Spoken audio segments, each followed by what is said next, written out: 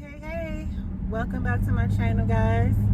If you are returning, welcome back. And if you are brand new, thank you for joining me today, and be sure that you hit the subscribe button so that you will be notified of when I post new content. Today I'm going to be doing my 32-week update, and as you can see, I'm in the car. I'm on the go. I'm trying to do multiple things, and sometimes I got to do my updates from the car.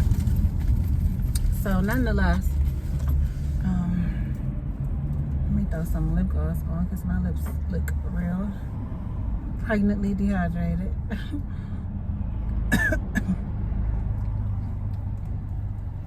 So yes, this week has been crazy. It all started because my Braxton Hicks started this week, and I had already had like this cough that was going on for a while, and it became more concerning from what is this person doing?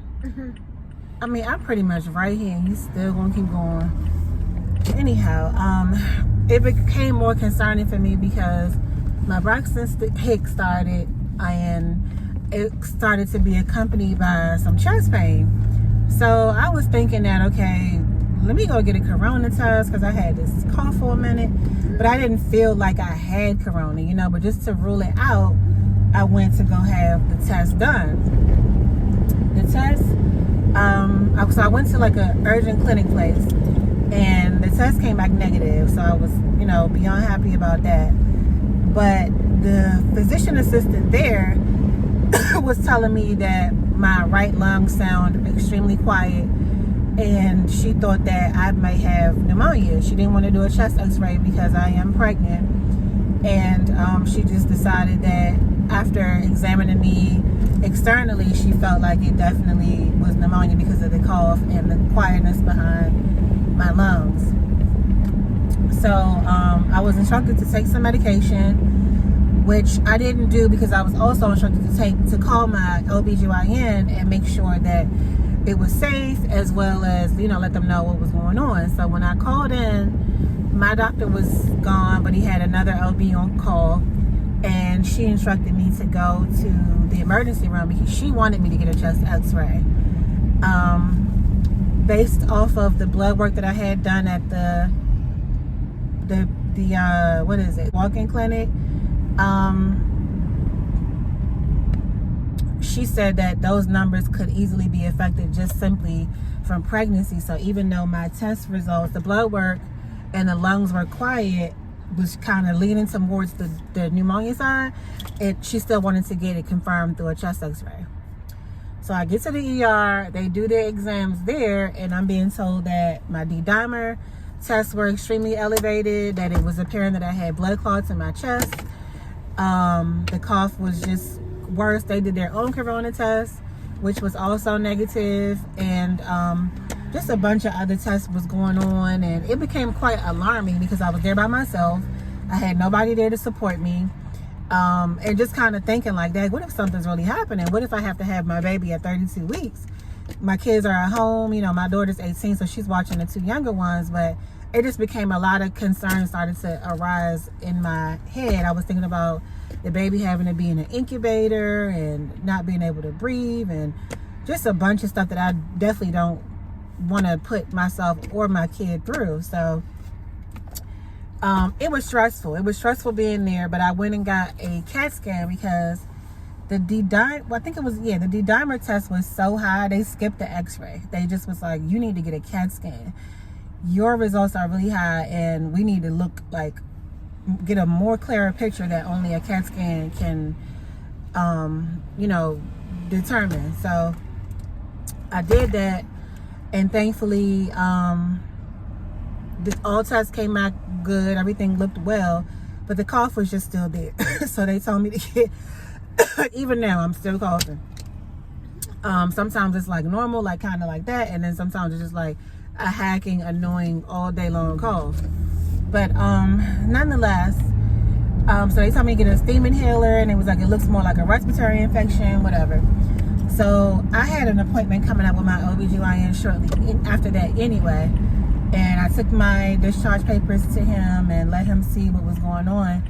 And once he checked me out, he just was like, honestly, he thinks that my lungs collapsed a little bit, but it was like minor, and it sounds bad, but it's not as bad as it sounds. It's just like a very minor collapse going on, and it will return on it will go back to position or whatever on its own once I have the baby. It's just something that I'm going through only because I'm pregnant, because my breathing is a little bit off and stuff like that. So that made me feel some better. The steam inhaler does work if I use it at least once a day. Sometimes I don't really have the time to use it because it will, I don't know, like I won't have the cough like at that moment, and then when I'm out somewhere it'll come back or whatever. But I try to use it at least a couple times a week because it definitely does help. I was taking cough drops and just trying to drink tea and lemon and things of that nature. So just to kind of, you know, help. And I walk slow and just do things that don't get my breathing like worked up, because it is really, really hard to breathe sometimes. So with that being said, I did get examined. The baby was measuring right at the proper amount of inches that he was supposed to, as well as the heartbeat sounded great. So everything was okay. Even after that, I personally was just concerned about the CAT scan thing, because I didn't use a cover. They told me that if I used the cover, the radiation would actually go into the cover, and that the CAT scan machine had an internal cover in there, and they weren't going to put it on my stomach at all. That was weird to me, because I would think that I would need to be covered up, but she was just like, the cover actually holds the radiation in there more than if you don't use one, and they'll make sure that I'm covered underneath the CAT scan machine by the machine itself. So everything's been good so far though. After that, I have been having some this is such a bad angle, but I have been having some pelvic pain, which, you know, is normal. It's kind of intense though, because it's hard to really roll over without feeling that pressure and that pain there.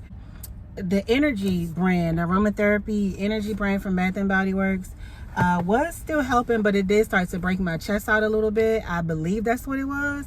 I used so many different things in the last couple of weeks.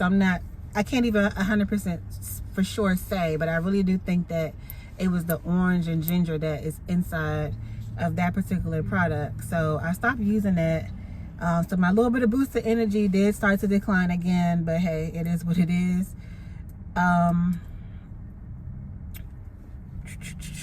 And on a lighter note, and with some better news, I did get some gifts coming from my baby shower registry.